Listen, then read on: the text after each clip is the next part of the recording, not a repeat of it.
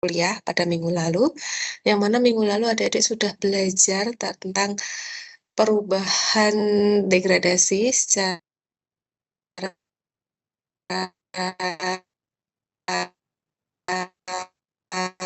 fisika maupun kimia akibat pengaruh suhu terhadap mechanical strength atau kekuatan kekerasan dari suatu sediaan solid, kemudian berpengaruh terhadap laju disolusi yang mana bisa dipengaruhi oleh formulasinya atau eksibien yang digunakan. Selanjutnya dipengaruhi oleh suatu material yang digunakan untuk coating suatu tablet salut. Kemudian pengaruh disolusi akibat adanya cangkang kapsul gelatin yang mana dia sensitif terhadap kelembapan sehingga lebih rusak dulu. Terus yang terakhir terkait suppositoria, yang mana suppositoria yang dibuat dari lemak, dia lemaknya itu bisa mengalami proses perubahan transisi menjadi bentuk kristalnya. Nah, ketika terjadi perubahan bentuk menjadi bentuk kristalnya, itu menyebabkan suppositoranya itu keras. Nah, ketika suppositoranya itu keras, maka akan merubah melting point-nya menjadi lebih lama, lebih tinggi, membutuhkan suhu yang lebih tinggi. Dan yang harusnya si suppositoria ini bisa leleh ketika digunakan, tapi ternyata dia tetap kondisinya mengeras. Nah, kurang lebih seperti itu materi yang sudah dipelajari di pertemuan minggu lalu.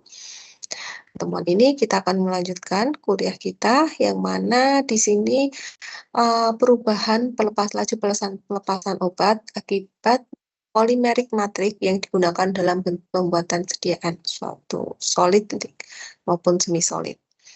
Nah, polymeric matrix itu kalau disediaan suatu solid itu digunakan untuk kontrol rilis. Tapi kontrol rilis sendiri itu enggak hanya dalam sediaan solid. Kontrol rilis sendiri ada juga yang sediaannya itu dia nggak cuma digunakan untuk per oral aja. Kecuali sustained release. Sustained release emang ditujukan untuk pemberian oral. Nah, matrik yang kita gunakan itu dia juga bisa mengalami sensitivitas terhadap suhu maupun kelembapan, yang mana dia punya glass transition temperature yang dapat menyebabkan polimer yang kita gunakan itu bisa berubah dalam bentuk kristalnya. Nah, ketika terjadi perubahan pergeseran dari polimer ya kemudian bergeser dalam bentuk kristalinnya, maka dapat menyebabkan yang harusnya si polimer ini itu mudah larut, misalnya mudah larut ketika kontak selama 5 menit dengan pelarut, tetapi kalau karena dalam bentuk kristal, maka menyebabkan kelarutan dari polimer tersebut itu mengalami pergeseran atau ya tidak mudah larut. Nah, ketika polimernya tidak mudah larut, padahal polimer ini memang ditambahkan atau digunakan untuk berikatan dengan zat aktifnya, maka ketika polimer tidak bisa terlarut, berarti zat aktif yang bergandengan tangan dengan polimer itu tidak bisa terpisahkan. Oleh sebab itu, akibat obat itu tidak bisa terpisah dengan polimernya, maka menyebabkan obat tersebut mengalami pelepasan obat, laju pelepasan obat. Dia tidak mudah untuk terlepaskan. Nah, ini contoh grafik ketika kita punya suatu obat, ada persen rilis, yang mana ini kita mencoba melihat di berbagai suhu dan temperatur suhu dan kelembapan yang berbeda, tapi persen rilis yang berbeda pula. Yang mana ini persen rilis yang berbeda ini dipengaruhi oleh polimernya. Polimernya itu mengalami glass transition temperature atau enggak, mengalami perubahan dari mudah larut menjadi tidak mudah larut atau enggak. Nah, itu oleh sebab itu kita ketika menggunakan suatu polimer dalam suatu sediaan formulasi baik sediaan solid maupun semi solid Itu kita harus perhatikan betul. Kira-kira dari sifat fisikokimiawinya ini dia bisa rusak apa enggak di suhu sekian. Dia bisa mengabsorpsi suatu air atau enggak yang menyebabkan dia mengalami proses hidrolisis. Atau dia bisa mengalami proses oksidasi atau tidak.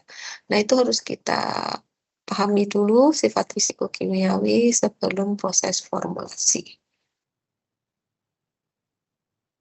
Nah, selain pengaruh polimer, itu juga adanya obat itu lepas dari liposom. Yang mana liposom itu merupakan suatu sediaan dia likuid. Nah, di mana sediaan liposom itu biasanya digunakan untuk memperbaiki kekurangan dari zat aktif kita. Mau dia kelarutannya yang rendah, atau mau dia stabilitasnya di cahaya yang kurang bagus, atau dia fotolisis, atau dia mengalami proses oksidasi, itu bisa kita bikin bentuk liposom. Kayak misalnya mau dibikin kontrol rilis, mau dibikin sediaan nanopartikel, mau dibikin sediaan emulsi. Nah, ini tuh sediaannya liposom. Liposom tuh hampir sama kayak emulsi, di mana dia ada fase air dan fase minyak. Yang membedakan di liposom itu ada tambahan fosfolipid sama kolesterol.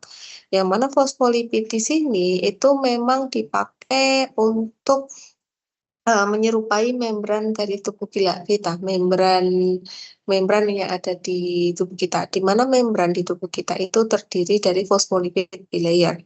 Nah, fosfolipid yang dipakai liposom itu menyerupai dengan fosfolipid yang ada di tubuh kita.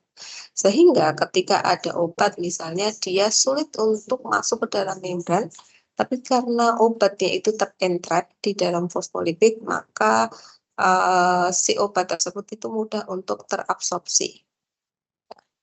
Karena si liposom itu terbuat dari kolesterol dan fosfolipid. Jadi ada 3 kolesterol, fosfolipid, dan obat. Kemudian dihidrasi menggunakan air, baru terbentuk bulatan sferis. Sebenarnya sferis, tapi ya nggak susah, nggak mudah juga untuk mendapatkan bentuk sferis. Dia pakai kayak inilah, kayak emulsi gitu.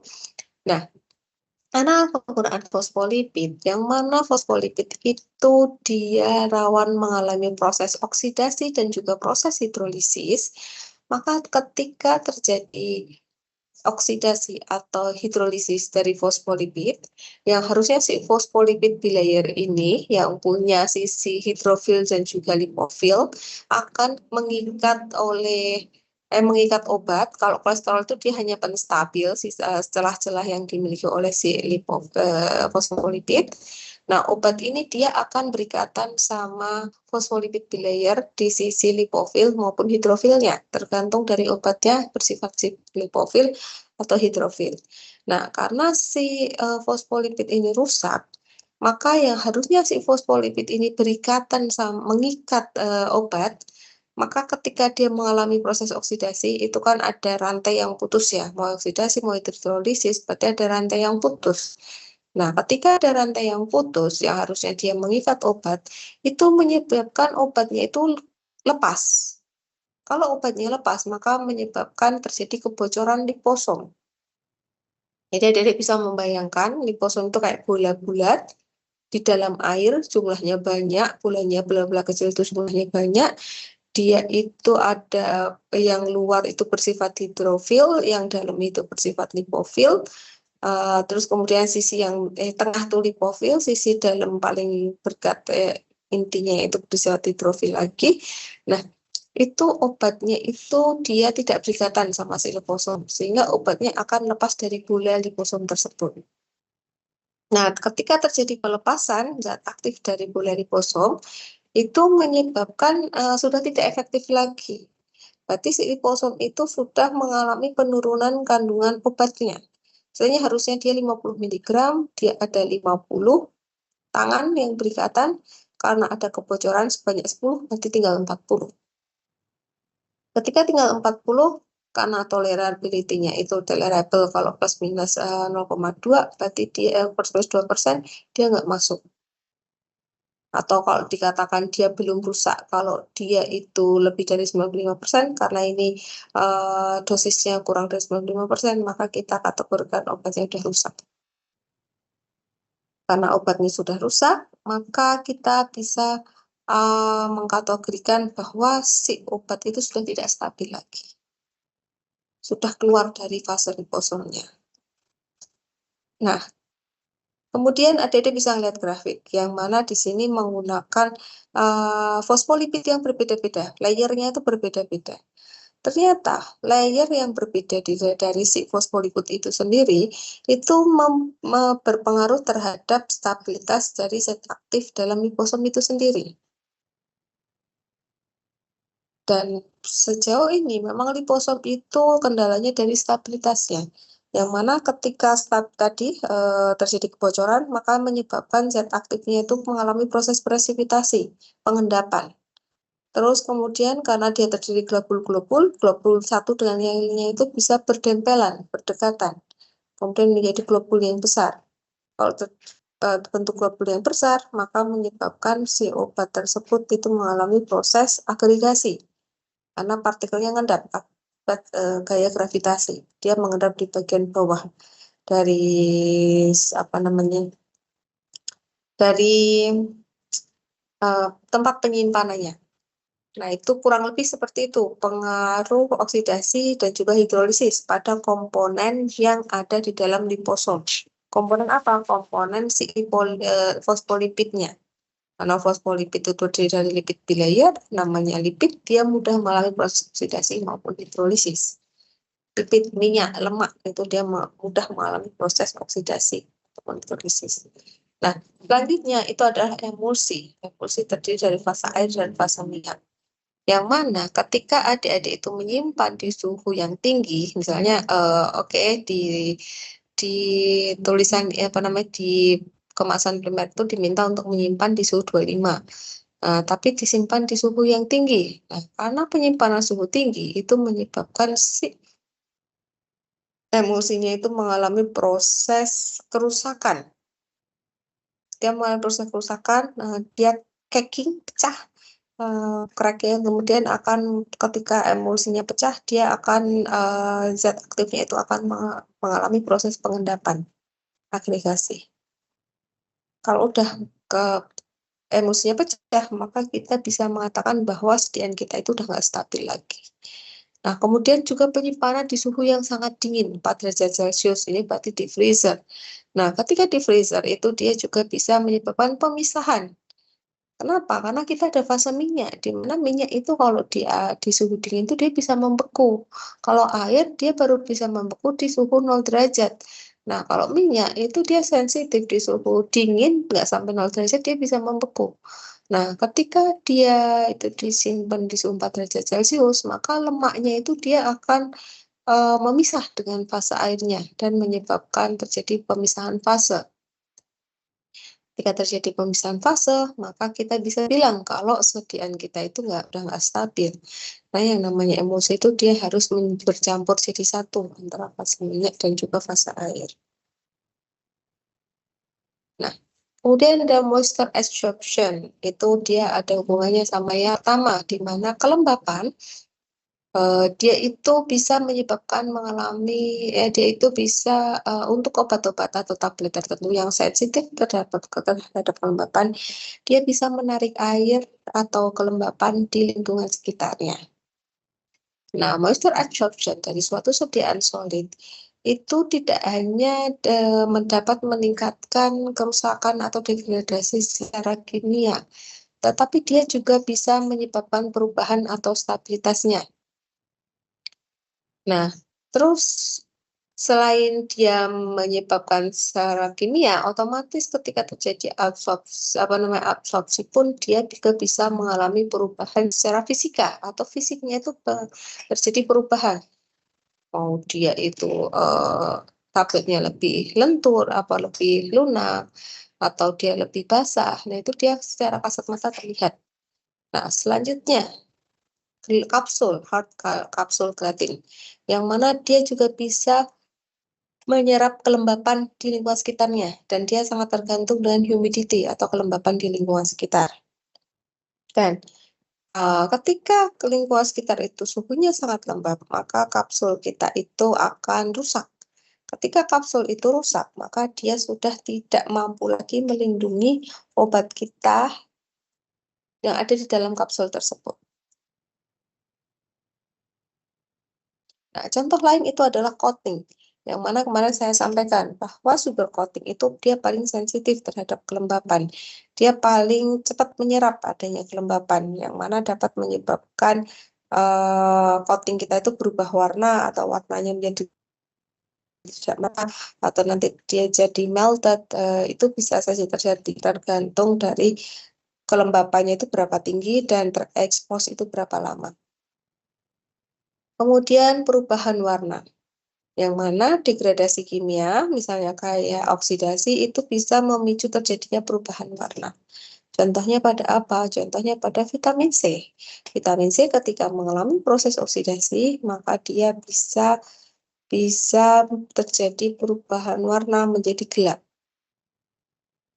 Nah, itu ada hubungannya. Oh, ternyata kalau dia mengalami proses degradasi secara kimia, contohnya oksidasi, ternyata secara fisika pun bisa terlihat perubahan warna misalnya.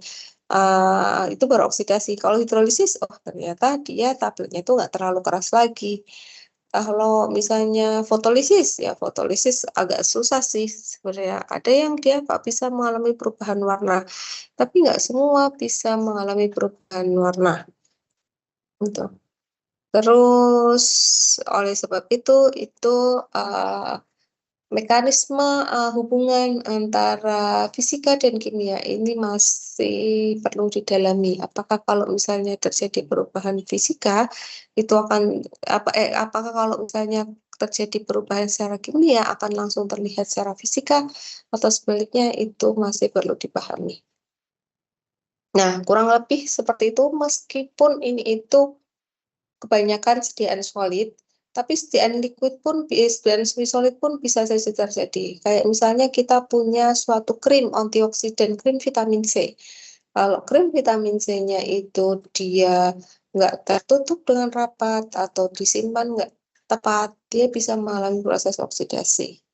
Oleh sebab itu, kadang ada beberapa anjuran untuk disimpan di kulkas atau wadahnya harus gelap. Oh oke, botol krimnya itu, wadah krimnya itu mulutnya nggak usah lebar. Kalau terlalu lebar maka kontaknya dengan lingkungan sekitar itu sangat tinggi. Oke, retinol dia juga mudah teroksidasi. Wadah yang kita pakai juga ya mirip-mirip lah sama vitamin C, harus hati-hati. Itu seperti itu. Jadi nggak cuma sediaan solid, tapi juga sediaan semi solid, bahkan sediaan liquid pun sama aja. Dia bisa mengalami perubahan warna ketika mengalami proses oksidasi. Paling mudah vitamin C, karena vitamin C antioksidan tinggi, dia larut air, dia mudah terhidrolisis, dia mudah mengalami proses oksidasi, itu bisa. Kalau vitamin E, dia larut lemak, dia nggak mengalami proses hidrolisis. Meskipun dia antioksidan tinggi, tapi dia itu jauh lebih stabil dibandingkan vitamin C. Kalau vitamin C, dia larut air. Nah, kurang lebih seperti itu.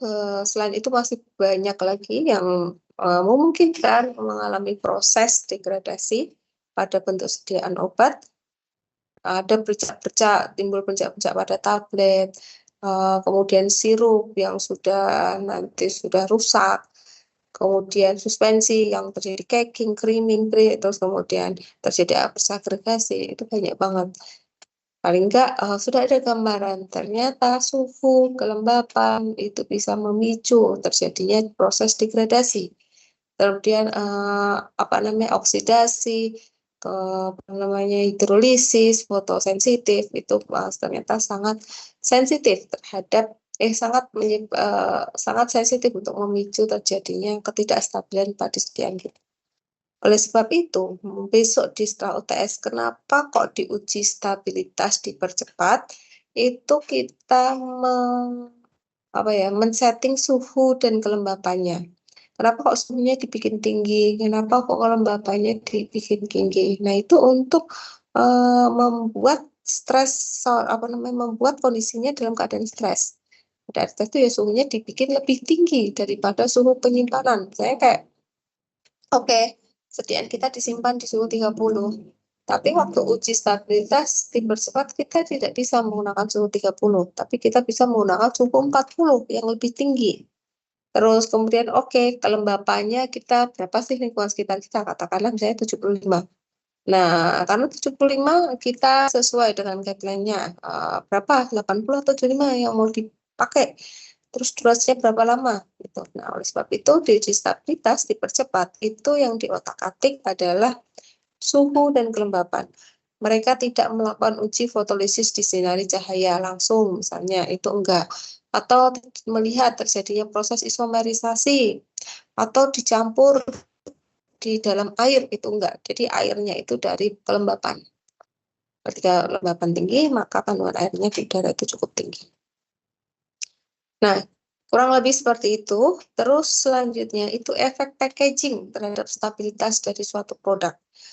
Saya sudah sempat menyampaikan bahwa tipe packaging, tipe material packaging yang kita pakai itu akan menentukan nasib obat kita, menentukan nasib stabilitas dari obat kita. Oleh sebab itu, ketika melakukan uji stabilitas itu sudah ada yang ada dalam bentuk kemasannya juga. Real time itu berada dalam kemasan untuk memastikan gimana nih, bisa nggak melindungi si obatnya. Terus material dalam packaging itu banyak banget. Nah, itu juga disesuaikan dengan tabletnya. Kira-kira dia stabil atau tidak. Jadi seperti apa. Tuh. Nah, kita bisa melihat satu persatu di mana ternyata suatu packaging, suatu kemasan itu juga bisa digunakan untuk memprediksi apakah packaging kita itu bisa menarik kelembapan apa enggak. Dan ternyata beberapa material yang dipakai untuk packaging suatu sediaan obat itu bisa memicu kemungkinan dia untuk bisa terabsorpsi atau mengabsorpsi kelembapan di lingkungan sekitar.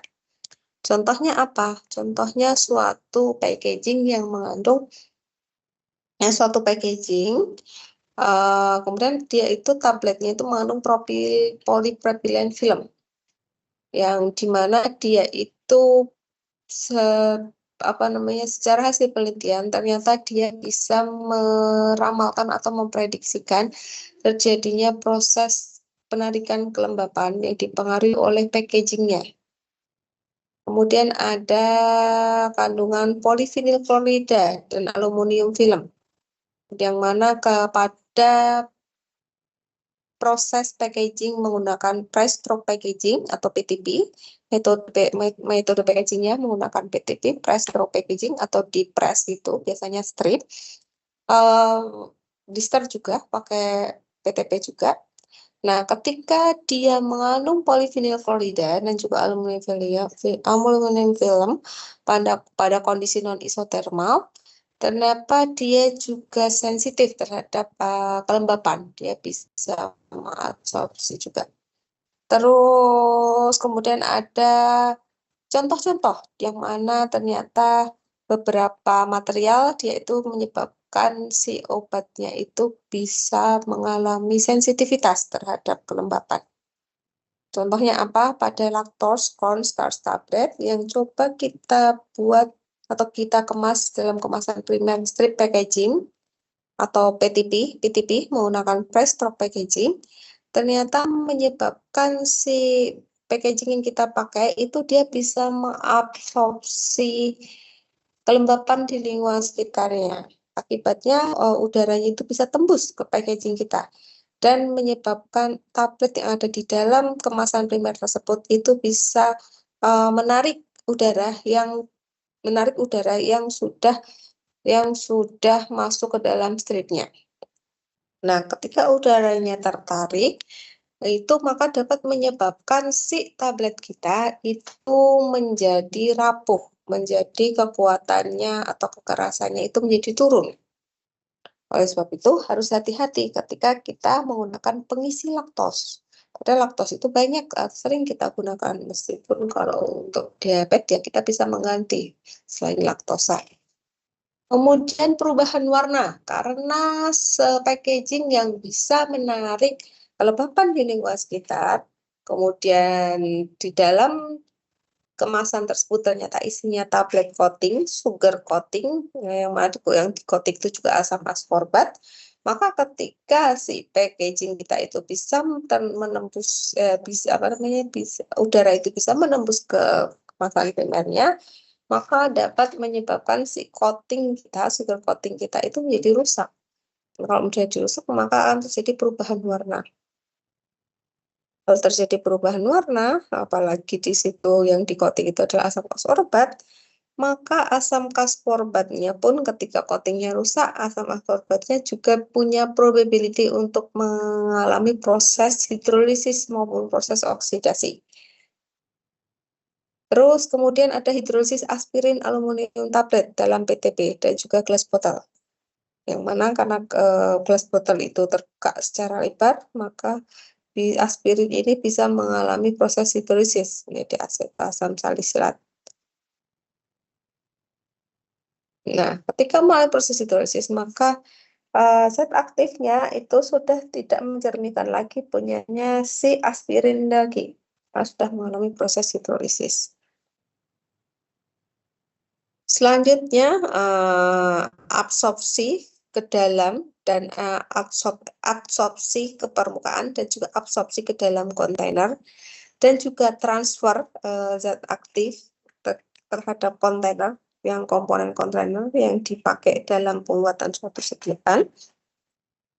Yang mana ketika kita punya suatu sediaan farmasis obat gitu, kita buat dalam sediaan solid, liquid ataupun semi solid, ternyata ada beberapa yang bisa berinteraksi dengan material yang kita pakai dalam packaging ataupun kontainer.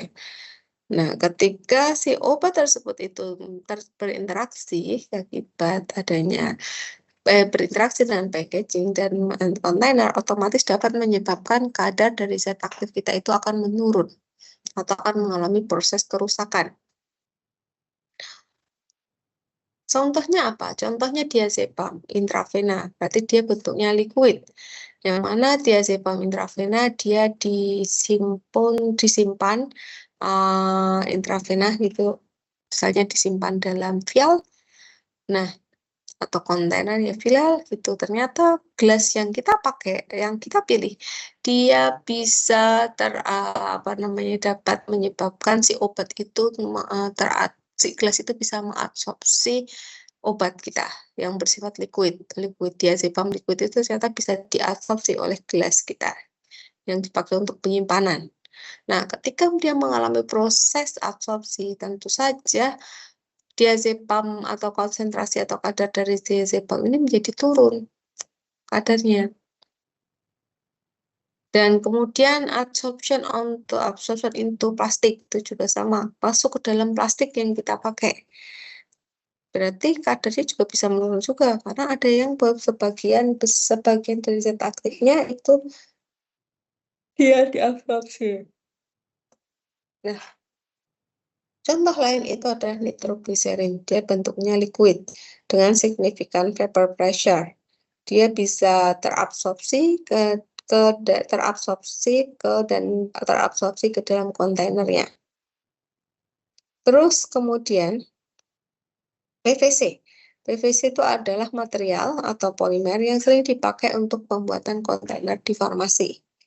Yang mana PVC ini ternyata bisa mengalami proses interaksi dengan zat aktifnya. Contohnya di mana? Contohnya di nitroglycerin. Yang mana nitroglycerin itu bisa berikatan dengan PVC.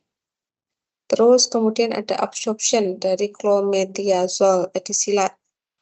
Terus thiopental sodium masuk ke dalam infused bag PVC. Jadi infusion bag itu mengandung PVC. Ternyata dia bisa menyebabkan si obat clomethazole etisilat thiopental sodium itu bisa terabsorpsi ke dalam kontainernya atau infusion bag-nya. Nah, ini ada hanya sebagian, masih banyak lagi obat yang bisa mengalami proses absorpsi. Kemudian juga ada warfarin, thiopental, kemudian ada fluorpromazin, diltiazem, dia juga bisa masuk ke dalam kontainer kita. Selanjutnya ada polimer. Polimer yang mengandung nilon 6 atau polikarbonat kaprolaktat. Obat Yang di sini contohnya benzokain, dan tentunya masih banyak lagi obat yang bisa menyebabkan si zat aktif kita itu mengalami interaksi. So, ada glass surface are apa namanya, glass surface atau permukaan dari gelas itu absorpsi suatu senyawa obat. Jadi nggak cuma dia bisa menembus, tapi ternyata ada beberapa yang hanya terabsorpsi di permukaannya aja.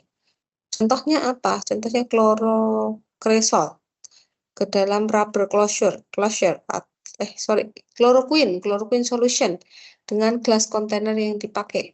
Nah, ketika si chloroquine itu terabsorpsi ke permukaannya si gelas atau bahkan bisa terabsorpsi masuk ke gelasnya, maka dapat menyebabkan kadar dari kloroquine-nya itu mengalami penurunan.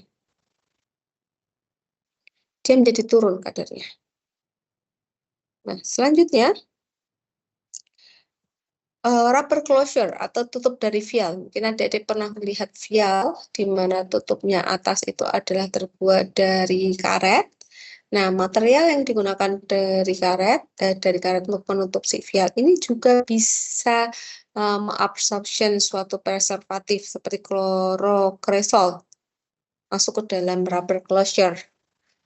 Nah, oleh sebab ini harus hati-hati ketika senyawa kita mengandung klorokresol, karena ternyata klorokresol dia bisa terabsorpsi ke dalam rubbernya. Atau kalau mau aman ya dilapisi lagi, biar si sediaan liquid kita itu nggak kontak langsung sama rubber closure-nya. So, ada water permeability of rubber closure yang biasa digunakan untuk injeksi vial, yang mana dia penting, bukan parameter penting untuk menentukan apa namanya, suatu prediksi dari air, permeability dari air, apakah dia bisa menyerap suatu air atau enggak. Terus kemudian ada transfer komponen dari kontainer ke dalam suatu sediaan kita, yang mana dia bisa berpengaruh terhadap stabilitas dan juga kualitas dari sediaan kita. Karena ketika ada proses transfer atau dia terjadi proses penyerapan, maka akan menyebabkan mau zat aktifnya turun, atau dia mengalami cross-linking, dia berikatan yang menyebabkan dia mengalami proses hidrolisis dulu, itu bisa terjadi. Terus adsorption dari komponen yang bersifat volatil atau mudah menguap dari rubber closure-nya ke dalam freeze-dried parenteral selama sediaan tersebut dalam proses ataupun penyimpanan yang dapat walaupun si hasil apa namanya sediaannya itu sudah kita freeze dry kan, tetapi karena di sini komponen yang dipakai itu bisa berinteraksi, bisa terabsorpsi, maka menyebabkan si zat aktifnya itu bisa mengalami penurunan konsentrasi atau penurunan kadar.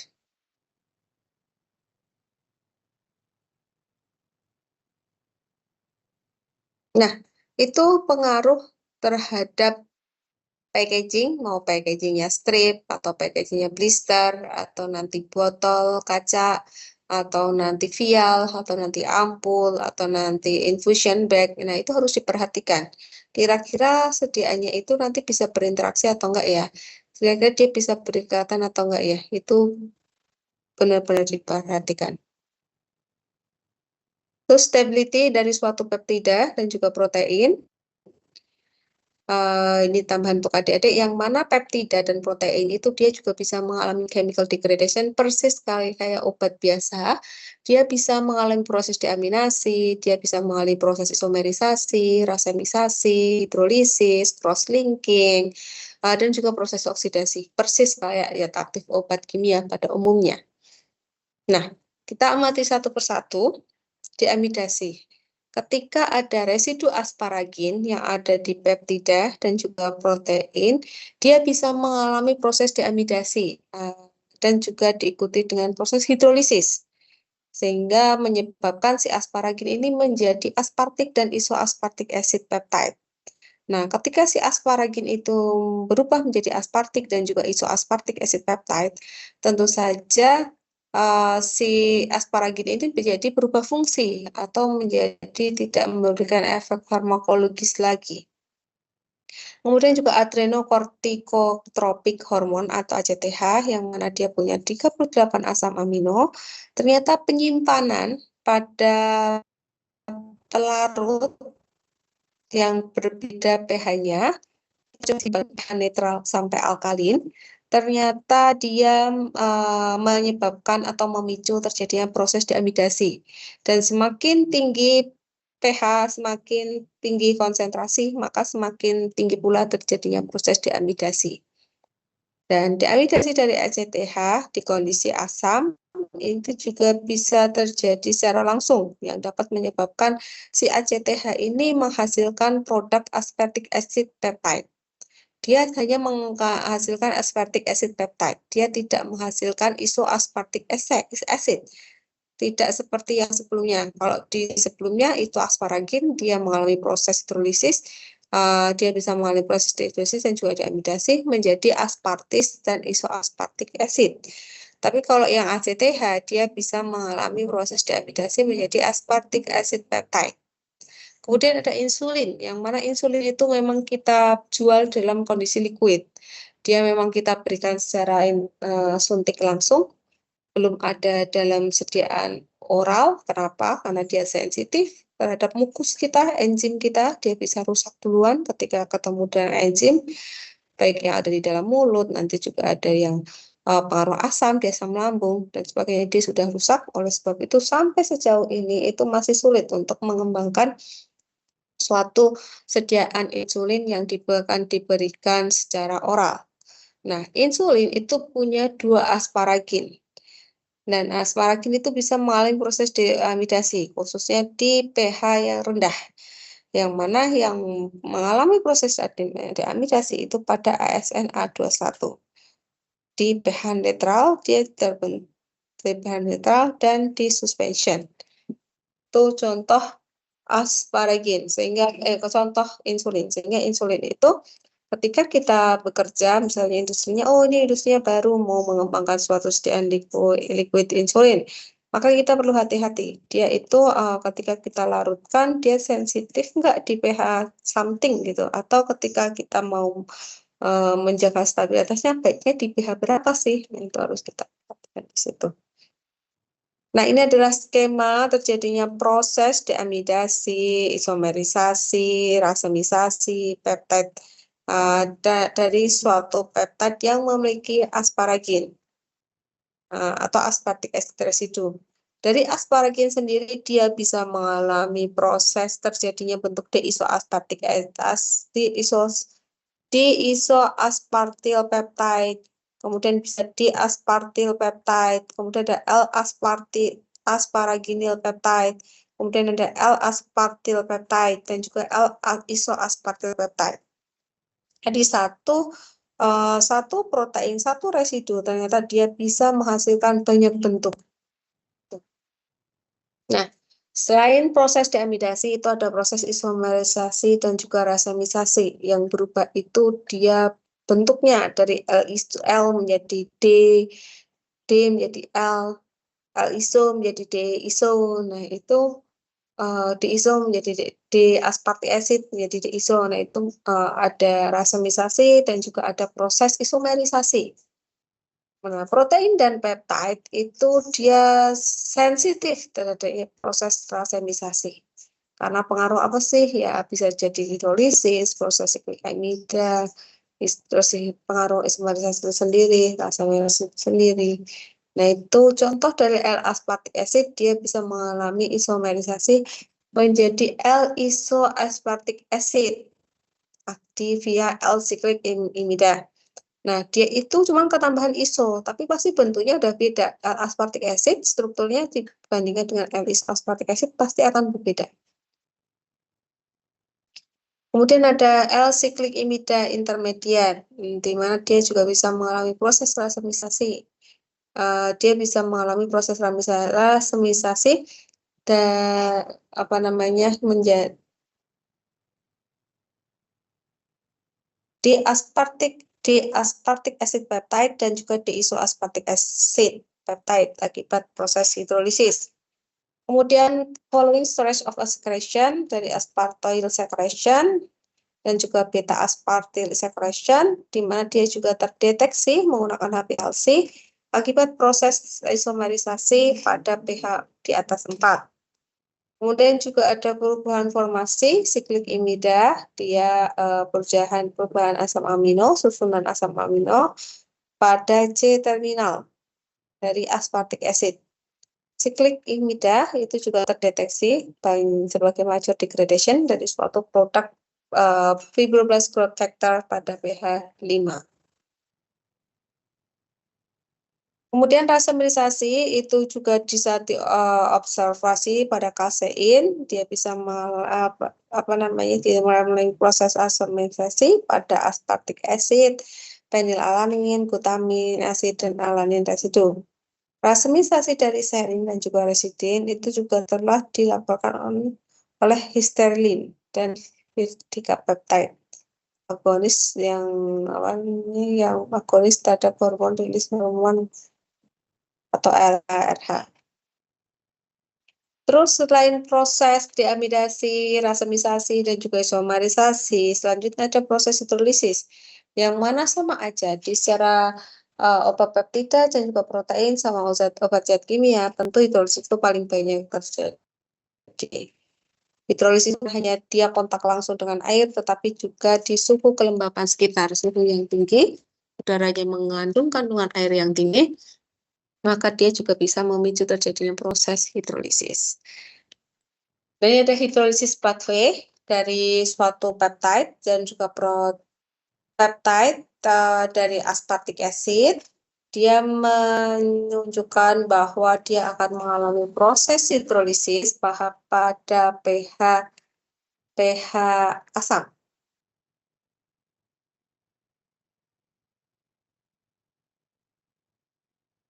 Terus secretion, bagian dari isomerisasi, dari proses dan juga proses degradasi hidrolisis pada aspartic acid residu di posisi 3 dan juga posisi 15.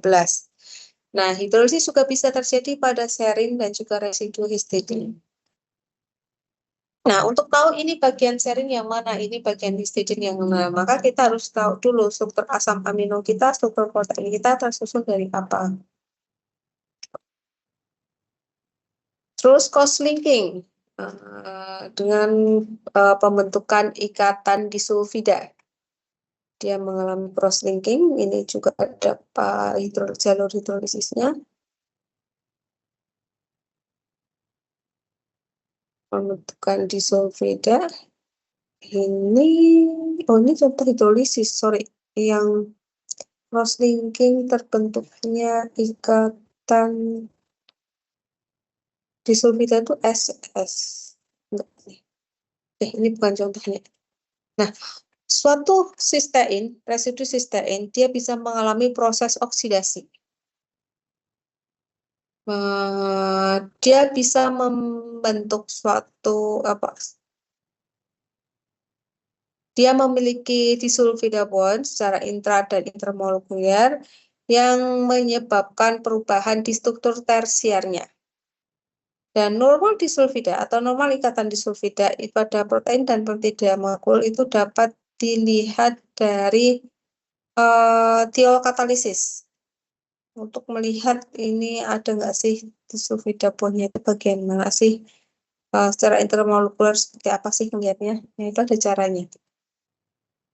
Terus kemudian masih cross-linking di mana lisosim dia bisa mengalami proses deamidasi pada pH 6 dan dilanjutkan proses hidrolisis di pH 4 dan kemudian dia bisa cleavage pada disulfida, residu disulfida dan akan membentuk suatu ikatan disulfida yang baru pada pH 8.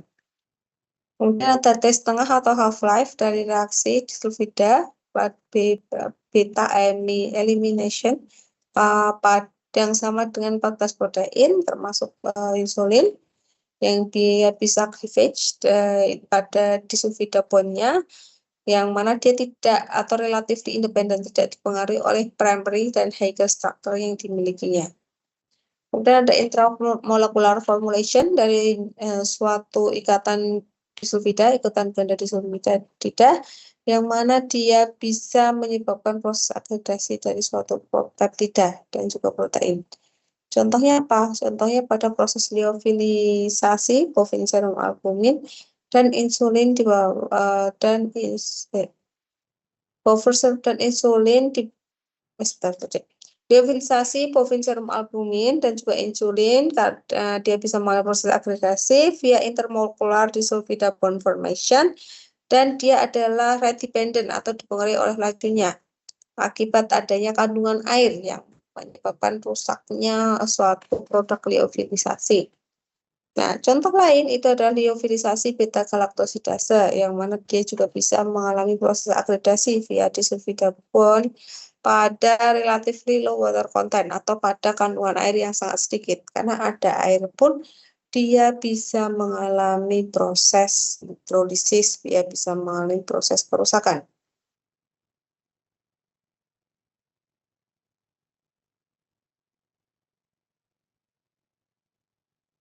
Terus oksidasi, formasi dari disulfida bond dan formasi disulfida bond dari residu sistatin itu merupakan hasil reaksi oksidasi. Nah, residu sistein alfa amilase itu bisa merupakan hasil oksidasi pada pH 8. Kemudian ada metionin dan juga cysteine residu juga adalah susceptible mengalami proses degradasi. Kemudian juga ada oksidasi metionin residu pada kondisi parathyroid hormone dan juga relaxation. Kemudian ada proses degradasi dari freeze dry ribonuklease. Kemudian ada proses oksidasi dari metionin dan metionin sulfida. Terus intramolekular katalisis by histidine residue yang bisa yang juga bisa mengalami proses oksidasi, dan juga histidine dan metionin residue. Terus selain mengalami degradasi secara kimiawi yang terjadi bisa mengalami proses amidasi, isomerisasi, rasemisasi, oksidasi, fotolisis, ternyata protein dan peptida juga bisa mengalami proses physical degradation atau degradasi secara fisika. Nah, degradasi secara fisika itu terjadi kalau kimia itu kan pasti ada perubahan dari struktur kimiawinya. Kalau fisika itu dia mengalami apa? Denaturasi, agregasi, adsorpsi, presipitasi, perubahan warna, pengendapan, pemisahan.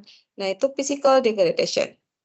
Nah, physical degradation itu menandakan ketika dia secara fisik sudah rusak, maka secara kimia pun dia juga sudah rusak. That's banding. Terus denaturasi itu juga merupakan hal awal terjadinya proses degradasi secara kimiawi. Jadi harus hati-hati ketika menyimpulkan itu degradasi atau fisika. Degradasi secara kimia atau fisika.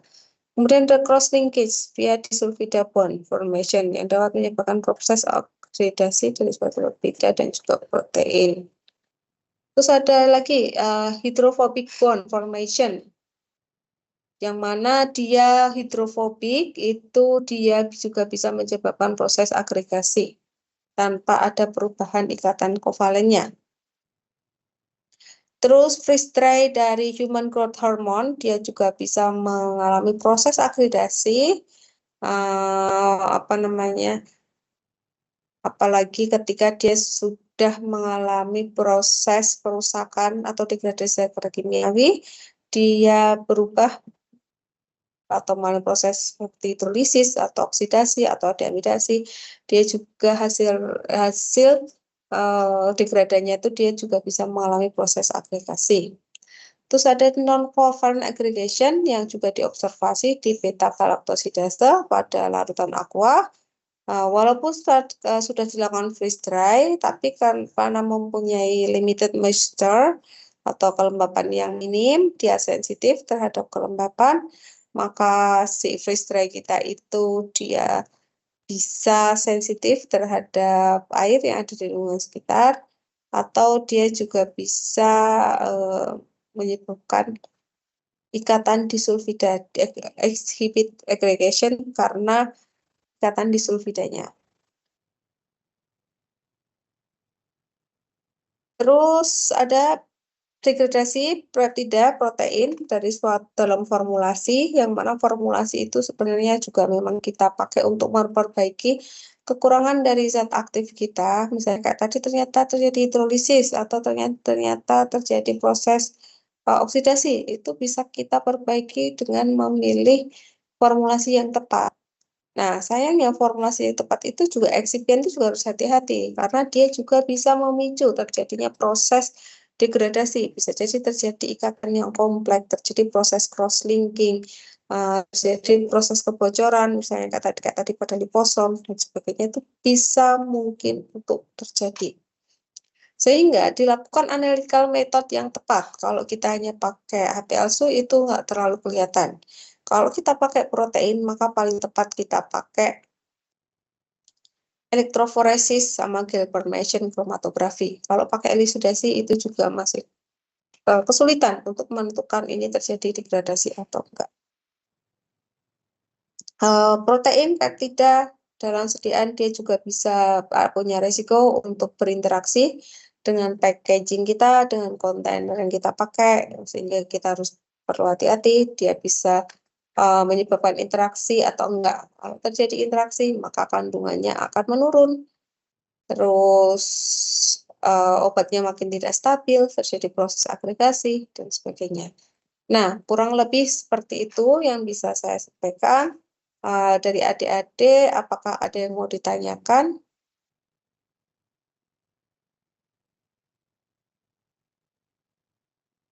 Nggak ada? Nggak ada yang mau tanya? Dari adik-adik, apakah ada yang mau tanya? Dari pertemuan kemarin, nggak ada juga. Oke, kalau misalnya nggak ada, mungkin bisa kita akhiri untuk kelas stabilitas produk kita. Mungkin nanti untuk soal itu lebih condong ke isai, tapi nanti bisa kita, ya, sedikit condong ke isai, nanti via elok. Besok saya share untuk eloknya biar adik-adik bisa masuk ke self-enrollment, masuk ke course stabilitas produk untuk tahun ajaran 2026. Nah, kalau nggak ada yang mau ditanyakan, kurang lebih seperti itu yang bisa saya sampaikan. Bisa saya akhiri untuk kuliah pada siang hari ini. Wassalamualaikum warahmatullahi wabarakatuh. Terima kasih, Ibu. Iya, sama-sama. Waalaikumsalam warahmatullahi wabarakatuh. Terima kasih, Ibu. Iya, sama-sama.